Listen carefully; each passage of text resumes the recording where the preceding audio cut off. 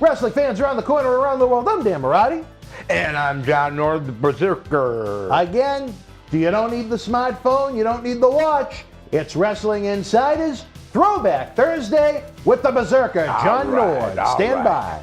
Wrestling fans, the winter heats up with the return of the Berzerker, John Nord. The WWE legend will be back for Wrestling Insider tapings, live episodes, watch-alongs, and cyber autograph signings beginning Sunday, February the 20th. Check out Boston Wrestling's exclusive print that the Berzerker will sign for you live on air. Get ready for 3 big days of the Berzerker, John Nord. Head on over to bostonwrestling.com for complete information. Wrestling fans, we warned you this day would come. Unfortunately, we're running out of original episodes of Wrestling Insider's Party with Marty each and every Thursday night at 10 p.m., but we're starting up that Indiegogo. You can help the cause. You can help Marty's show continue each and every week. Nobody does it like Marty. We had an incredible time with him at our 20th anniversary bash, November 13th at Memorial Hall here in Melrose. We want to have the good times keep on rolling, but we can't do it without you. Look for the Indiegogo link in the comment section below or across our website and social media platforms. We have some great perks, great rewards where you can even meet Marty himself. There's nothing like it. Since July of 2020, every week we've brought you the show. We need your help to keep on going. We tell you, without wrestling fans, there is no professional wrestling, and there's no better time to help the cause now. Let's keep Marty rocking each and every Thursday night. Wrestling fans, VIP packages and tickets are on sale now for Boston Wrestling Sports Back to the 80s live wrestling event and Legends Fan Fest party Saturday night, April the 16th at Memorial Hall in Melrose, Massachusetts. After successful cancer surgery, meet WWE Hall of Famer Hacksaw Jim Duggan, plus 3-time WWE Tag Team Champions X and Smash Demolition, WWE Hall of Famer Tito Santana, the Wild Berzerker, and at least 3 more WWF icons. Take part in a VIP exclusive Q&A session, a VIP exclusive Group 80s Legends photos, autographs, individual photos, all before the superstars and legends of yesterday, today, and tomorrow light up the ring like Times Square on New Year's Eve.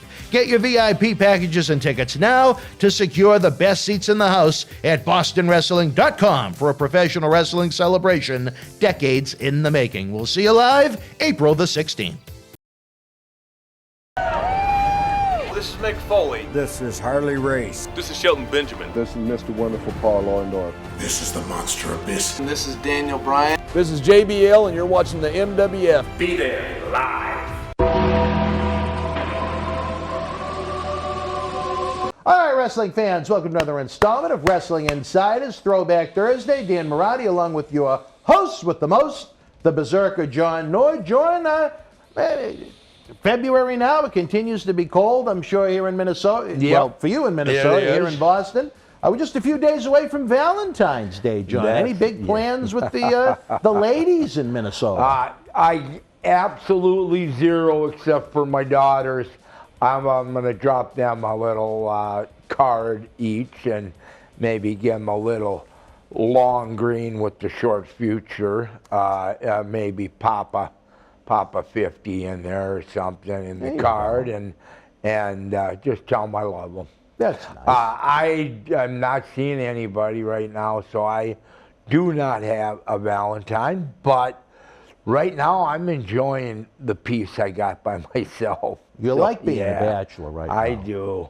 Well, maybe on Saturday night, April the 16th at Memorial Hall, when we go back to the 80s, we could have a win-a-date with John Nord contest. Well, God, bring it on. I'm not shy. Don't get me wrong. I love the ladies. Would you want Annie to enter the contest? Annie? Yeah. I love Annie. Yeah. Annie, enter the contest. Let's have it. Would you let her enter anything else? Annie? Yeah. Well, she won't. If I know Annie, she wouldn't eat dinner. No. Because she would want to eat something else. Something else, right. And we'll have to cross that bridge when we come to it. Annie, we love you, though, if you Annie, watch you know what? It's amazing that you continue to remain relevant on such a talk show like this about great 80s and 90s and throwback wrestling, but I guess even her tongue is a throwback. Well, and I want to tell you something about Annie. Back to Annie. Annie, I want you to know, if you're watching this, that we say that in love. You know, we say that she's an ass eater in love. We say that in love, and it is no pun intended at all. That's for sure. We adore you, and that's all I can speak for myself. Annie, I adore you. You're a wonderful person. A good human being.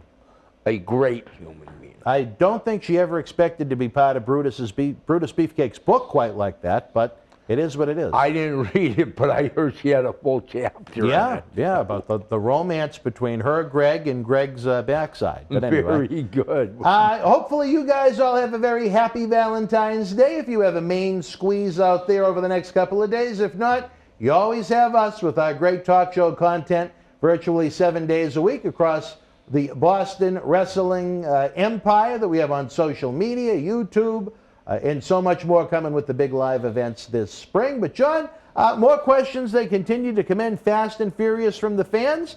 As you were a relative newcomer in early 1991 in the World Wrestling Federation, who were some of the people that you'd travel with? Who did you like to travel with, or room with even? When I came in 91? Yeah. Well, there, without question, there only was. Every night it was Kurt Hennig, Barry Darsow, Wayne Bloom when they got hired, Mike Hagstrand, Hawk, and those were the guys. Only them guys. I didn't really like to travel with anybody else. Sometimes you had to. I did a little bit with The Undertaker and Paul Bearer, but mainly Mike, Hawk, and Kurt, Wayne, Darsow. And what about Fuji? No? Fuji, you know, not so much, just because Fuji didn't have that total. He was older, and we were young, and we had so much unbelievable energy, and we would be laughing so hard, and it was just incredible how hard we would laugh. And Fuji just couldn't keep up with that. So it was just a natural thing. He rode with somebody else. That makes sense. And a question, I don't know how it didn't come up sooner. I told you before, I was a big fan of your pile driver. But where did the finish come up from where you'd take the guy, the enhancement talent job or whatever you want to call him, and just throw him over the top rope for a count-out victory as opposed to a pinfall? Was that something? It came from the office of the WWF. It came from Vince McMahon, Pat Patterson, and somebody else in the office. I know there was 3 of them.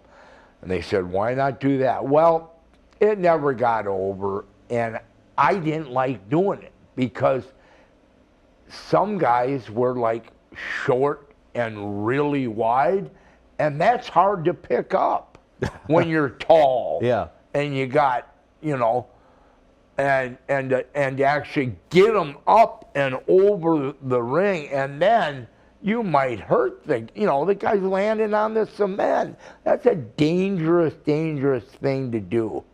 And it didn't get over. Number one, I didn't like it. And I can tell that they knew I didn't like it. So it ended up fizzling out, thank God. Because I didn't want to hurt nobody. I didn't want to hurt nobody out on the cement. You just can't land on the cement and think you're not going to get hurt, or you're going to hurt. Sure. Somebody's going to get hurt. Someone's going to get hurt sooner or later. Let me ask you about this one. A man you worked with a bit overseas, here in the United States on the House Show Loop. Longtime WWF veteran, before he was repackaged into El Matador, Tito Santana. Tito. Yeah, Tito. Arriba! Arriba! Every time the nasty boys would give him such a hard time because, they wanted him to yell, Arriba! And it was just kind of a little bit corny. And I could tell Tito didn't like it. Tito, a great guy, super gentleman. He's got his kids. Got just a wonderful, loving family. I just don't have a bad word to say about Tito Santana. He's been around a long time, and he loves wrestling. And he loves talking about himself. That don't make him a bad guy, though. Now that's Tito. Now there's a guy there that can talk about himself, and he loves talking about himself, and you don't hate him for it. And then there's other guys that do it, like Ted DiBiase, and you just want to kill him. Like, really, Ted? That's all you're doing is talking about yourself, and you don't realize it? Why is it that you didn't mind Tito's talking, but Ted's bothered you so much? I don't know. That's what I'm saying. It's Just the personality conflict? It's something that none of us know. It just happens. Ted was just such I tell you who really had a hard time with DiBiase was Curt Hennig. Oh, really? Yeah, Curt was just livid. He did not want to be around him. He did not want to, when he had to work with him or he had to be good to him, he would be. But man, because Ted would be like, if Curt would have like Wade Boggs, or John Anderson, or these guys, Willie Nelson, and these guys, these were all guys that attracted to Curt. Curt met him first, not Willie, but John Anderson, the country western singer, and who did I say? The other guy? Wade Boggs? Wade Boggs, and then also somebody else big. But he would be sitting there talking about it, and Ted would just come right in between them and go, "Hey, I'm Ted DiBiase. How you doing, bro?" And Curt would be going, "Hey, if I can," and they wanted to use, the words Curt would use, and would be, "Hey, you frickin' Jaime, get the F out of here." And Ted just never got it. It never entered his head he was being selfish. Maybe it is now. I think, hey, here's the deal. What goes around comes around. Look at Ted now. He's in a world of deep shit. The whole family, yeah. The whole family. It took decades. But see what happens when you're self-centered all the time? The karma came back and hit him. Case closed. Yeah. Well, what did you think of working with Tito? You mentioned what you thought of him personally. What was he like to work with in the ring? He was beautiful. He was beautiful to work with. He would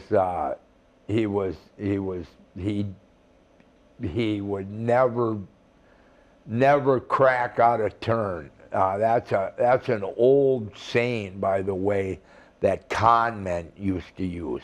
You cracked out a turn. In other words, you went off, you did something you weren't supposed to do. And he never cracked out a turn. He always was a gentleman. He did exactly in the ring what you expected, what went well. You always had a good, decent, solid match with him. Not necessarily a barn burner, but then he was not necessarily billed as main event type guy. He was an opening match, usually is what I remember. But Would you say he was smooth? Very smooth. Very smooth. Good word. And he didn't mind doing jobs because he was the one putting you over. Good guy and good. You're right. He was almost like a steamboat, except a little less swank. He didn't have them tights that the snake tights or whatever. Lizard. What lizard tights? Yeah. That's still a little bizarre, but we discussed that little? on a previous episode. It's a before lot of Ricky. bizarre. Wasn't Blizzard tights, It wasn't Berserk, though. bizarre to the max. All right, well, Tito, good opponent for you. Again, wrestling fans, we're going to continue to barrel through the year that was the 1991 the World Wrestling Federation through the eyes of John Nord, the Berzerker, as we continue with Wrestling Insiders Throwback Thursday. Stand by.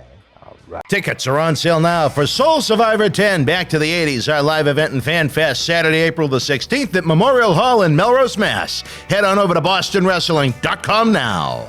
The World Wrestling Federation was live at Maple Leaf Gardens in Toronto, Ontario, Canada, Sunday, February the 10th, 1985. In the opening contest, the Tiger defeated Nielsen the Newt.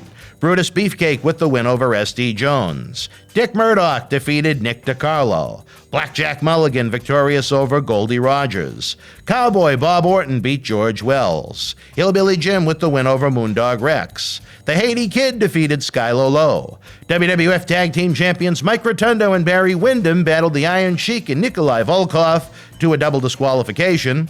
And in the main event, the Superfly Jimmy Snuka beat Roddy Piper via countout. If you were in Toronto live, share your memories in the comment section below. Keep Wrestling Legends working in our eBay store and on our renowned Patreon streaming service so we can bring you more interactive superstar shoot interviews to relive the good old days of professional wrestling. Check it out. Wrestling fans, VIP packages and tickets are on sale now for Boston Wrestling Sports Back to the 80s live wrestling event and Legends Fan Fest party Saturday night, April the 16th at Memorial Hall in Melrose, Massachusetts. After successful cancer surgery, meet WWE Hall of Famer Hacksaw Jim Duggan, plus three-time WWE Tag Team Champions Axe and Smash Demolition, WWE Hall of Famer Tito Santana, the Wild Berzerker, and at least three more WWF icons. Take part in a VIP exclusive Q&A session, a VIP exclusive Group 80s Legends photos, autographs, individual photos, all before the superstars and legends of yesterday, today, and tomorrow light up the ring like Times Square on New Year's Eve. Get your VIP packages and tickets now to secure the best seats in the house at bostonwrestling.com for a professional wrestling celebration decades in the making. We'll see you live April the 16th. Wrestling fans around the corner, around the world, I'm Dan Marotti. And I'm Mr. USA WWE Hall of Famer Tony Atlas. The road to WrestleMania has begun. Wrestling fans are looking to add to their man caves. You got to see what we have in the eBay store. Check it out. Here's your chance to own a piece of history from the 2020 WWE Draft. On the second night, October the 12th, The Fiend, Bray Wyatt, and Alexa Bliss unleashed hell on Andrade and Zelina Vega. This limited edition 11x14 collector's poster is number 26 of only 50 made, personally signed by both The Fiend and Alexa Bliss, direct from friends at WWE. Comes with certificate of authenticity hologram on the poster itself, suitable for framing. You'll also receive a bonus autographed mystery photo and an on-air shout-out as our thanks to you. Get this ultra-rare autographed Fiend and Alexa Bliss poster now. Ladies and gentlemen, turn it up, go a little something like this. Now drop the beat. Friday Night SmackDown is coming home to the Big Easy. It hits different love. 1, 2, 1, 2, 3, 4. Friday Night SmackDown in New Orleans, February 11th. Tickets and Ringsider packages are on sale now. All right, wrestling fans, welcome back to Wrestling Insiders. Welcome. Throwback Thursday. Dan Marotti throwing it back to the Berzerker John Nord as we're talking great 1991 World Wrestling Federation. John, in the time period we're talking right now, you've been around the company probably 4 or 5 months, primarily in, the undercard opening contest, Sure. trying to build the Viking and the Berzerker up Sure. through squash matches on television and Sure. enhancement wins over the Titos and the Tugboats and Sure. Jim Powers and so on. What were the paydays like at that point? Obviously, on the undercard, you're not going to be getting the big money that you'd wind up getting later on with the Undertakers and people like that you'd work. Right. The paydays? Yeah. What? You mean on the undercards? Yeah. Undercards, I would say, would get if you worked, the 4 shots on a weekend, and those were real common. 2 on Saturday, 2 on Sunday, and you got lucky enough to be maybe an Easter Sunday special, and you were an undercard. You could have made, on the undercard maybe $700 a show. Oh, so okay. you have $2,800. Now, Just for the weekend. If you were, for the weekend. So that's good. That's a good weekend. But you had to work your ass off. You had to have good matches. See, that's what a lot of guys forget. Is what was on my mind? It wasn't the money. It wasn't my gimmick. It wasn't me going over. It wasn't me winning or losing. I wanted to have a good match. It was important to me. I wanted to hustle. I wanted to stay moving. I didn't want to lay there in a headlock. I wanted to have a good match. And that's what I was taught in camp. So that stayed with me, and that stayed with Curt Hennig. It stayed with Barry Darsow, because that's what we wanted. And maybe that hurt you in the long run, as far as getting pushed, because you didn't go in the office and bang on the door and go, listen, I want to start getting pushed. I want the belt. I think I deserve it. I've been doing that. None of that entered my mind to do that. I just didn't care about the belts or championships. It's like the only belts I cared about was grain belt beer, and the only title I cared about was the one to my cars.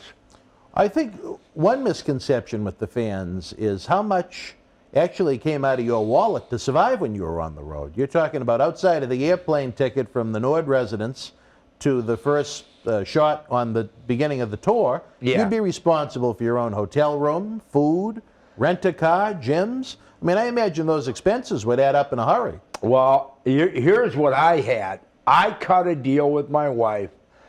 I didn't, back then, now, listen, I didn't bring a credit card. I didn't bring any cards, because I know I would start slapping too much on it. I did not bring any cards. So, which most people know, you could get a $200 draw every town. Mm-hmm. So I lived on $200 a day. So that basically came out to about 50 grand a year cash. And that's what I lived on. I couldn't rent a car because I think you needed a credit card, but even back then, at one point, all you needed was a license and cash to rent a car, if you go back far enough. Mm. But, so really the only thing I could maybe not do is rent a car, but other guys would, rent it, and I just jump in with them, and with Wayne, Barry, Curt, Mike, Rude, or Hennig. Anyways, and but at $200 a day, and then there's $400 on a double shot, and $400. So I always had cash on me. And would you split rooms, or did you get your own? Yeah, we would split, but it got so bad sometimes we'd be out drinking, and we would get back so late, you wouldn't like even 5, 6 in the morning, and we wouldn't even use our room. And it started happening like 2 days a week. And you're paying, $80 for a room back then. And I remember we'd go in there and just mess up the covers just so we felt better. And that's a true story. Yeah. And anyways, so yeah, $200 a day was a good system. Yeah, as long as you could manage it, and as long as, I know there were times a few years later, in 95, 96, when the business was really dead, sometimes they'd be barely making the draw, and their checks would wind up being nothing. Well, and I figured it, though, the opposite way back when I was there.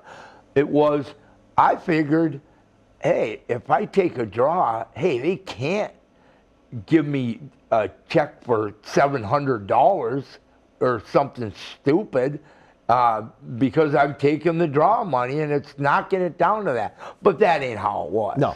But that's how my thinking was. They took it. A little bit. They took it. Yeah, so I just was grateful enough to where they were just always good to me on Fate. Good. They really were, and especially with my run with The Undertaker, and I had I wrestled the Ultimate Warrior a lot, and I got some good paydays out of that. Well, we're going to leapfrog there as the time of the Berzerker John Nord reaches 1992. As we continue through 91, month of May kicks off. You're on another one of those big overseas tours. It's the Berzerker and Hacksaw Jim Duggan going toe-to-toe, at least in the World Wrestling Federation for the very first time. Your memories of Jim Duggan in that era? Hacker. Old Hacker. Jim Duggan, yeah, Jim was the same as he was when I knew him in Mid-South. Jim Duggan was always the same. He never changed. He was always just Jim. And Jim always tried to stay in a good mood. Sometimes he got a little moody, but Jim went through some things that I think, like with the Sheik and that, and I think he was always mad about it. He had a chip. So, but Jim was Jim, and he knew I wasn't no threat, so we just went in there and had a good, best matches we could. That's all. Were you around Duggan in Mid-South when the incident happened, the drink and driving accident when his female companion died, or was that before or after you? Yeah, that happened, I think that happened in '84, and I was there in '85. Okay. But I know that the time, one of the past shows I told you about, Duggan and Steve Williams getting into that big fight in Fairy Day, Louisiana. Duggan and Steve Williams? Yeah, they both. I don't remember that. Yeah, they both ended up in jail. Fighting each other? No. Oh. No, they're fighting everybody in the bar. Oh, but okay. Fairy Day, Louisiana, like I told you then, was a very famous town. Mickey Gillies from there. Jerry Lee Lewis is from there. And Jimmy Swaggart's from there. Oh, okay. All from Fairy Day. Really? So it's a very famous little town. And Williams and Duggan, they just went at it with some of the locals? They or? just, it's almost like Watts was happy. Yeah, because then it was in the papers. Duggan and Steve Williams get thrown in jail, and on, and Watts loved it, which is freaking sick, because some guys got their faces split open, and that's not cool. No. But from the promoter point of view, I can see him happy at the fact that it looked like it gave his wrestlers credibility, that they were out there fighting in the and out of the ring. Yeah, well, absolutely, it gives them credibility. That's every promoter's dream, is to have people wondering, hey, I know it's fake, but I know one of that things they did, I know that had to be real. And that is still kind of true, you guys. Yeah. Because it's not an optical illusion. You go from here to there. You can't fake that. So, yeah. May, I think it was the 6th, back in the United States, television out in Rockford, Illinois, saw the debut of a guy that wouldn't get a contract for, I think, 6 years later with WWF. Del Wilkes, who would be better known as the Patriot. Any memories of old Del? Another one that passed away not too long ago. Oh, Del. Del Wilkes was one of the finest guys there ever was, and he got into some trouble. Some medicine. He did some time. He did. Too. And serious medicine. Serious. Del Wilkes was as fine a guy as there ever was. He was an All-American, first team All-American, O-lineman for the University of South Carolina. And he was, I think 2 years, maybe. I think he was first team All-American. Do you know what kind of athlete you got to be an All-American first team, Division I? You got to be and Dell was that. He was famous in South Carolina, man. Everybody knew Dell Wilkes. I knew him in the Patriot in Japan, and Japan liked him. He didn't get a huge push or nothing, but he was a mid-card. He back here, oh God, I used to make him laugh. And one time we were downtown New Orleans, and it was like 2 in the morning, and we're trying to find a hotel room, and we can't find one. And he never said, he goes, John, I'll never forget, you walked up to the hotel door and turned around without going in, came back in the rent-a-car and said, it smells like death in there. Let's get out of here. And he says, I just never forgot it. So God bless you, Dell. Well, too bad he's not here with us. In my limited interactions with him, he seemed like a pretty nice guy. He's better than a pretty nice guy. Better than a pretty nice guy. Great guy. Well, that's why we ask you. You knew the man very well, as opposed to me, who, you know, like I said, just a few limited interactions I over want the to tell years, you, he's a great guy. Great guy. All and right, he's a fun guy to talk to. We'll give it the official Nord stamp of approval. Oh, man, yeah. And then, of course, he got into selling cars. Yeah? And you guys had that in common, too, yeah. Yeah, I called him out of nowhere once, and I said, yeah, you sold me a car, and it's making noises. What are you doing selling me a piece of shit? I ought to come over there and slap you.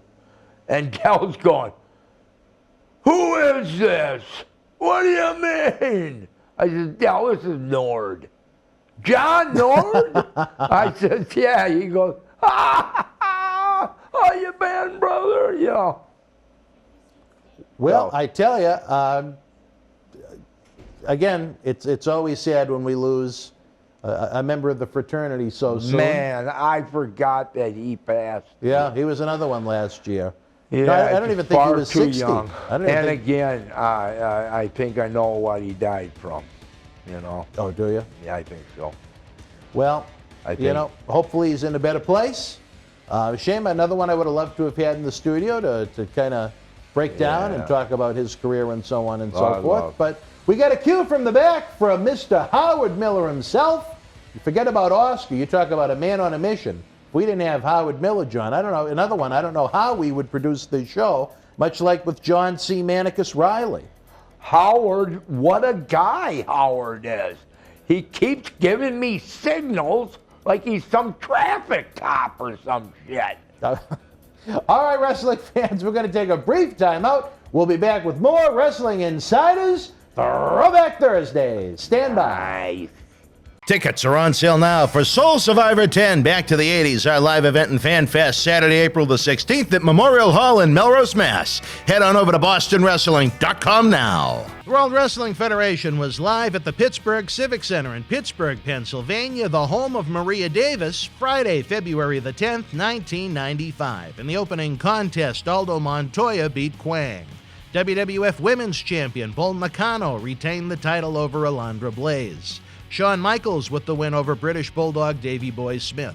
Razor Ramon defeated Intercontinental Champion Jeff Jarrett via disqualification. Bob Holly victorious over Jimmy Del Rey. WWF Tag Team Champions the Smokin' Guns retained over Well Done.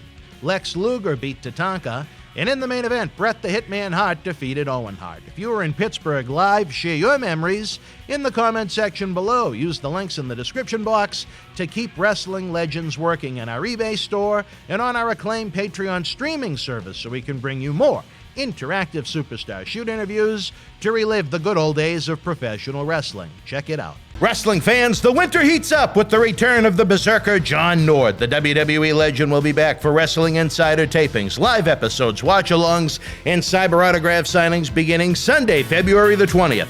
Check out Boston Wrestling's exclusive print that the Berzerker will sign for you live on air. Get ready for 3 big days of the Berzerker John Nord. Head on over to bostonwrestling.com for complete information. Wrestling fans, we warned you this day would come. Unfortunately, we're running out of original episodes of Wrestling Insider's Party with Marty each and every Thursday night at 10 p.m., but we're starting up that Indiegogo. You can help the cause. You can help Marty's show continue each and every week. Nobody does it like Marty. We had an incredible time with him at our 20th anniversary bash, November 13th at Memorial Hall here in Melrose. We want to have the good times keep on rolling, but we can't do it without you. Look for the Indiegogo link in the comment section below or across our website and social media platforms. We have some great perks, great rewards where you can even meet Marty himself. There's nothing like it. Since July of 2020, every week we've brought you the show. We need your help to keep on going. We tell you, without wrestling fans, there is no professional wrestling, and there's no better time to help the cause now.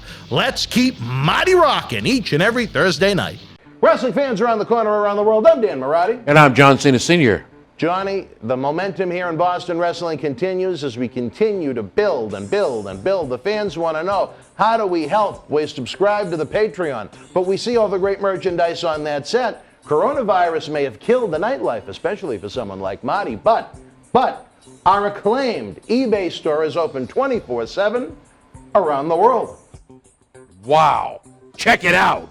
Support Wrestling Insider's in-studio shoot interviews on eBay with this brand new personally autographed WWE Royal Rumble 2021 11x14 poster signed by WWE Universal Champion Roman Reigns, his advocate Paul Heyman, and Kevin Owens. Reigns and Owens battled for the Universal title in a last standing match January 31st in the Thunderdome in Tampa.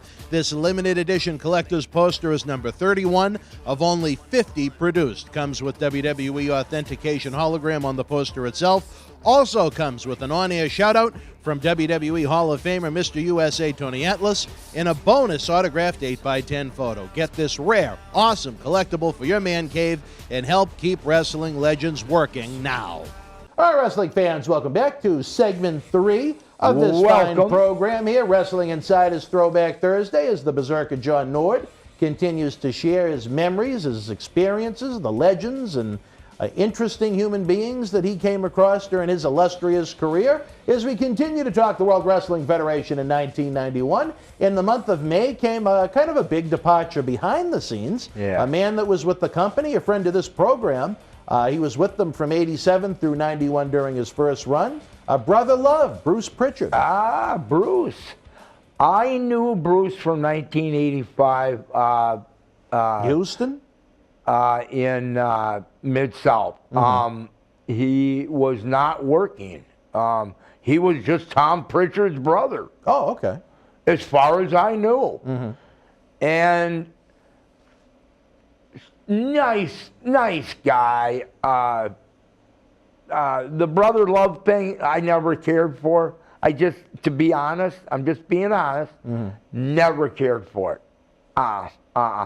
Bad. Ugh. Just was not interesting to me.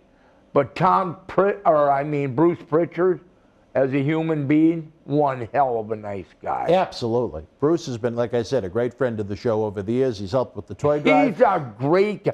He'll only help you. For the fans that only knew him as the Brother Love persona that would interview different wrestlers each and every week on Superstars of Wrestling, what would Bruce do behind the scenes, behind the makeup? What would he do? Yeah, what was his job? Because he was an office guy. Yeah, he was. His job was to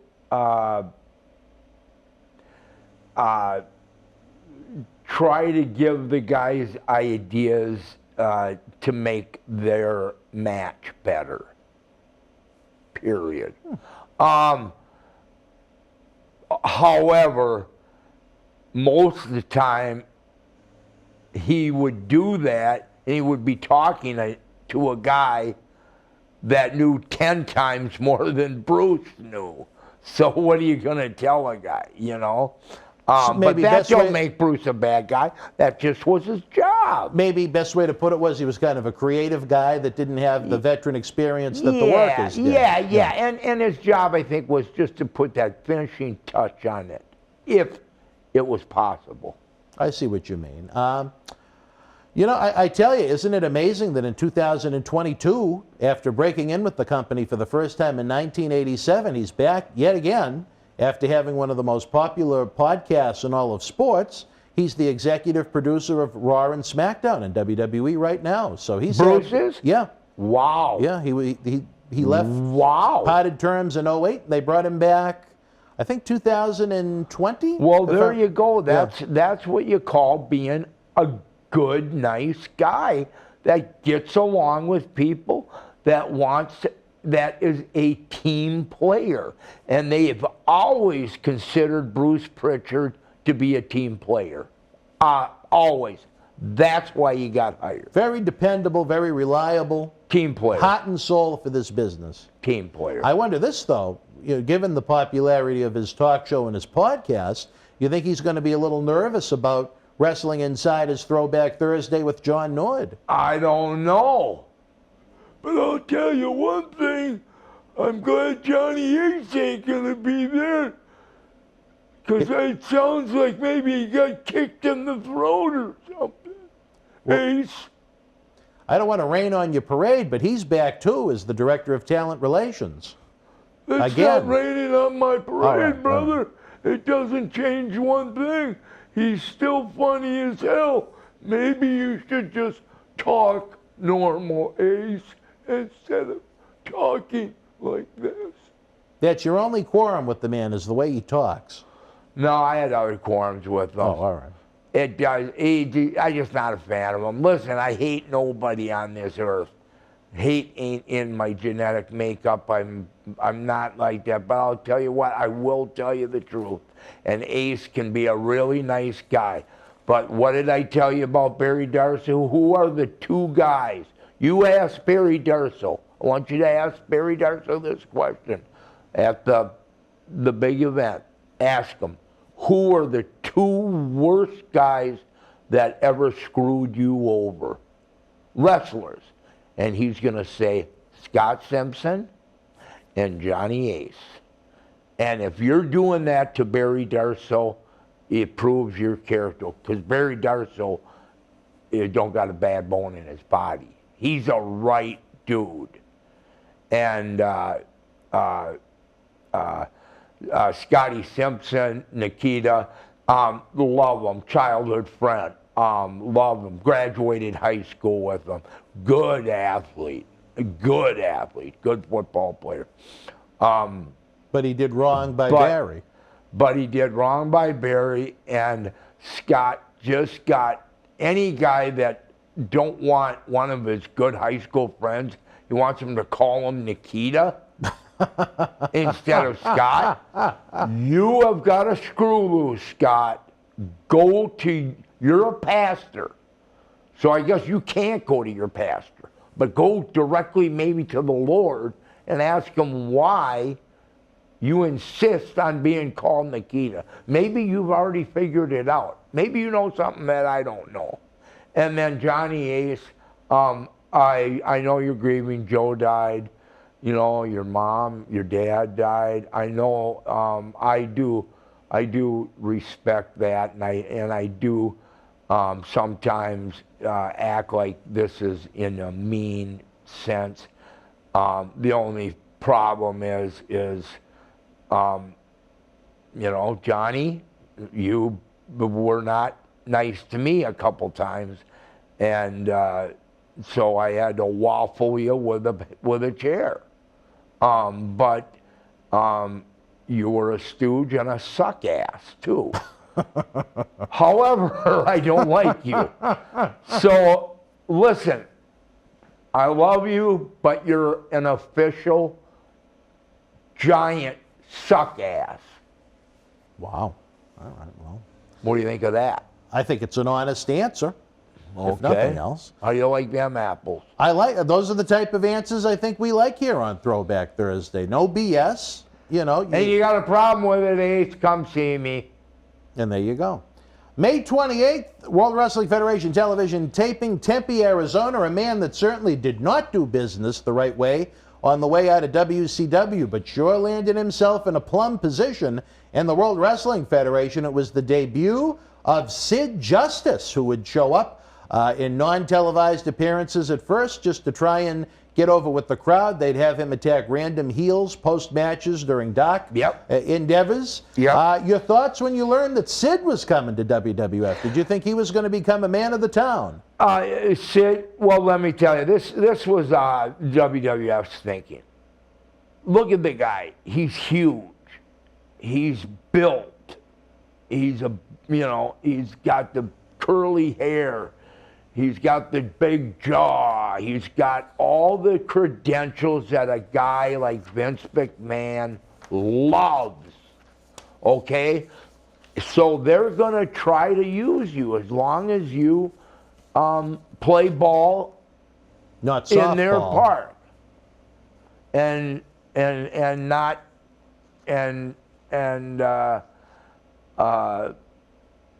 I thought Sid was I thought he was kind of a screwball, and I thought he was a little bit, maybe a little bit like Nikita, where he was just way too into himself, and I think that cost. But he landed, he landed in a great spot, made some good money. I don't know a lot about his career. I just never followed him, but I know enough about him to tell you what I've said. Would you, if you were World Wrestling Federation, have trusted him the way he departed WCW when he was a contracted talent? If he's going to screw over one promotion, what's to say that he won't do it again? Yeah. No, I want to. Because anytime a guy does what he did or whatever, he's going to do it again. You know why? Because it's all about him. You see, it always goes back to that. It's always all about the guy that is. Very few guys hang around for decades that it's all about them. Ted DiBiase, example. Ted, for some reason, I don't know if it was because his dad died in the ring, whatever the case may be, but he got the gimmick. They kept pushing him year after year after year, and he was another colossal suck-ass. And he was into Ted. Ted was talked about Ted. That's all he ever talked about. And I didn't care for him.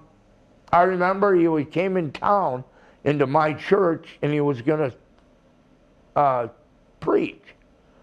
And he stopped at the car lot that I was working at, a Ford dealership, and someone told him where I was working. He was nice enough to stop by and say hi to me, you know. So I do like that, but I just don't like the phony. I knew there was something. Anytime you start a sermon, What? You get really animated over that laugh, John. Howard, if there's any problems with that, let us know. Howard, how we doing? We okay?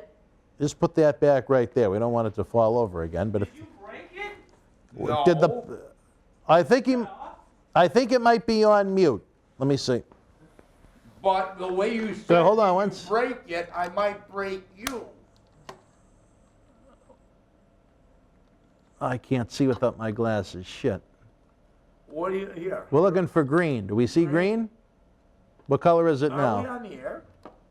All right, John, as we continue to roll through the world that was 1991, a man that I think it's pretty safe to say didn't do business the right way on the way out of WCW. The then Sid Vicious of the Four Horsemen, kind of walking out on the company, joins the World Wrestling Federation on May 28th, Tempe, Arizona, as Sid Justice. At first, before he debuted in ring, they would send him out to attack various heels after they'd have dark match wins, just so the fans would know to cheer for him once he would become more of a featured character. That's Your correct. memories on Big Sid when he came in?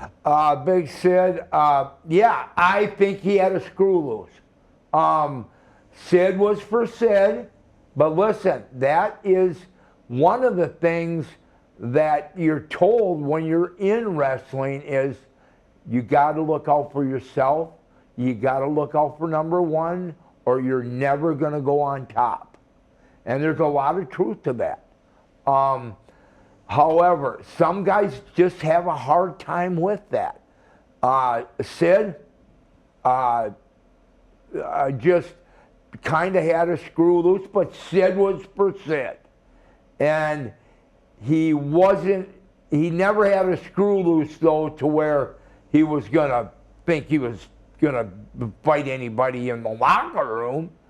I don't think he was bold enough to do that. I think he was pretty scared he would lose. But the way he did it, yeah, look at him, the way he looked. Vince loved guys like that, the way the hair, look at the height. He was a monster. And he was built, he kept in shape. He had the hair, he had it all. And Vince loved guys like that. Do you think he could have become the heir apparent to Hogan or Warrior? No. You thought even Warrior was more over than Sid? No. Yes. Yeah. For some reason, I'm not a Warrior big fan, but it's probably because of the locker room stuff and his ego and all that. But the Warrior was over big time. If you were the booker, you would have gone with Warrior over Sid. Absolutely. Interesting. You're gonna get way more asses in the seats. Way more. And Sid's gonna draw 10,000. Warrior's gonna draw 20,000. in your opinion, again, the way he left WCW, if he was willing to stick it to WCW, who gave him huge money, is kind of a greenhorn. Yeah. If you're WWF, would you not have that same Warrior that he'd stick it to you the same way? Absolutely. And that's the crazy part, is they will give guys that haven't even proven themselves, that haven't paid dues, they'll give them these huge contracts. It was mind-boggling. And then you got great guys that are just as good, just as able to draw money as a guy like Sid, but Sid had the look. I'm going to tell you that. I know that. But they'll give, the classic Scott Hall, 22 grand a week. Why? Well, he knew Eric Bischoff. Bischoff got the book. I remember Eric calling everybody going, "Do you believe it? I got the book." I mean, he was like in shock he got the book. And I don't know how I got switched over to that from Sid, but again, then that formed the NWO, which is iconic, Right. which is awesome. One thing that most people don't know, if you knew the amount of money that Japan made on the NWO merchandise, it would blow your mind. I've talked to Brad Rankins about this, who was in the office in Japan for years, okay? So this is a guy that connected Japan and NWO with Eric Bischoff. He was the connection. And Brad got a huge paycheck. But the NWO stuff in Japan it was mind-boggling how much money they made, which I never knew till Brad told me a couple years ago. So anyways, yeah. Did you ever work, Sid? Did I ever work with Sid? I think I worked with him once. And he had a run-in, and I think whoever my partner was So I didn't really work with him. I take that back. I was in the ring, but we didn't make any contact. And as a newcomer, how was he personally? Shy, braggadocious, somewhere in between? I think he was cocky. I think he was a little cocky, Yeah. and I think he. One thing I respect about him, he wasn't a suck ass. I did respect him that way a lot. A little bit of a screw loose, absolutely. If you watched him and knew him in the locker room and that, but he was into himself, and he was into achieving what he wanted to achieve. So I guess you can't begrudge a guy for that. But it's one thing when it was just always mind-boggling. They give this guy that hasn't paid any dues this money, and it's unbelievable. Here we go again. It's happening again. Some guy comes in and gets a bunch of money. Me speaking about Johnny Ace, it's true. You know that Johnny Ace got a tryout with the WWF. Mm-hmm. And I watched, and Ace, what he did was, he did it Japan style.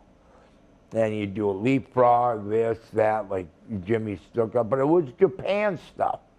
And the people just farted on it. They just went, what's going on? It wasn't America, American wrestling. You know what I mean? Yep. Well, he never got hired. They just thought, man, what a he just didn't get hired. And his brother Joe was like, I need my brother, please hire him. And they would not hire him, even with Joe in there. Wow. So Ace ended up doing good in Japan for being a Division III basketball player with 2 left feet, like Kevin Nash and Scott Hall. The terrible trio. All right, wrestling fans, you heard it from John Nord himself. We'll be back after this brief timeout to wrap up the show. Wrestling fans, VIP packages and tickets are on sale now for Boston Wrestling Sports Back to the 80s live wrestling event and Legends Fan Fest party Saturday night, April the 16th at Memorial Hall in Melrose, Massachusetts. After successful cancer surgery, meet WWE Hall of Famer Hacksaw Jim Duggan, plus 3-time WWE Tag Team Champions X and Smash Demolition, WWE Hall of Famer Tito Santana, the Wild Berzerker, and at least 3 more WWF icons. Take part in a VIP exclusive Q&A session, a VIP exclusive Group 80s Legends photos, autographs, individual photos, all before the superstars and legends of yesterday, today, and tomorrow light up the ring like Times Square on New Year's Eve. Get your VIP packages and tickets now to secure the best seats in the house at bostonwrestling.com for a professional wrestling celebration decades in the making. We'll see you live April the 16th. Wrestling fans, I'm Dan Marotti. And this is the man of the hour, Leo Rush. It was all over bostonwrestling.com and our social media. But Leo, brother, they got to check out some of this merch. They got to. Check it out, fans, right now available on eBay. At Night of Champions 2020, Tribal Chief Roman Reigns successfully defended the WWE Universal Championship against his cousin, Jey Uso, in a must-see battle. Here is your chance to own a piece of Roman Reigns moments before battle on this beautiful limited edition autographed 11x14 poster direct from friends at WWE. It's number 19 of only 50 made. Includes WWE authentication hologram on the poster itself. Suitable for framing and matting. You'll also receive a bonus Legends autographed 8x10 photo in an on-air shout-out on Wrestling Insiders as our thanks for helping keep Wrestling Legends working. Get this ultra-rare Roman Reigns autograph poster now. Wrestling fans, the winter heats up with the return of the Berzerker John Nord. The WWE legend will be back for Wrestling Insider tapings, live episodes, watch-alongs, and cyber autograph signings beginning Sunday, February the 20th. Check out Boston Wrestling's exclusive print that the Berzerker will sign for you live on air. Get ready for 3 big days of the Berzerker John Nord. Head on over to bostonwrestling.com for complete information. It hits different live as the road to WrestleMania comes through State College with the head of the table, Roman Reigns. And a new challenger has emerged to dethrone the Queen. Face me and put your title on the line. As Naomi battles Charlotte Flair for the SmackDown Women's Championship. It's the WWE Road to WrestleMania Tour, live in State College, March 26th. Tickets and Superstar Experience packages on sale now. Wrestling fans, another interesting episode here as we throw it back on Thursdays with Wrestling Insiders, Throwback Thursdays with the Berzerker John Nord. More great content coming your way. John is headed back to Boston in the studio April the 16th at Memorial Hall. When we go back to the 80s, so much more for you to implore about, find out about, learn about, and take part in on the Boston April 16th, right? Super site. You got it, baby. 16th. God, it's going to be a riot. For my partner in crime, John Nord, I'm Dan Marotti. Continue to enjoy our talk shows all week long. And then again, each and every Thursday night at 10 p.m., we're throwing it back to you, baby. Until we speak again, you and yours, be well, be healthy. Good night from Boston. Hi, this is Phil DeCesare. Thank you for enjoying tonight's Wrestling Insiders. Get early full-screen ad-free access to all our weeknight Wrestling Insider episodes while helping keep wrestling legends working by joining the Boston Wrestling Patreon family at patreon.com/Boston Wrestling. You can directly help us bring you more great historical wrestling content 7 days a week to enjoy for years to come.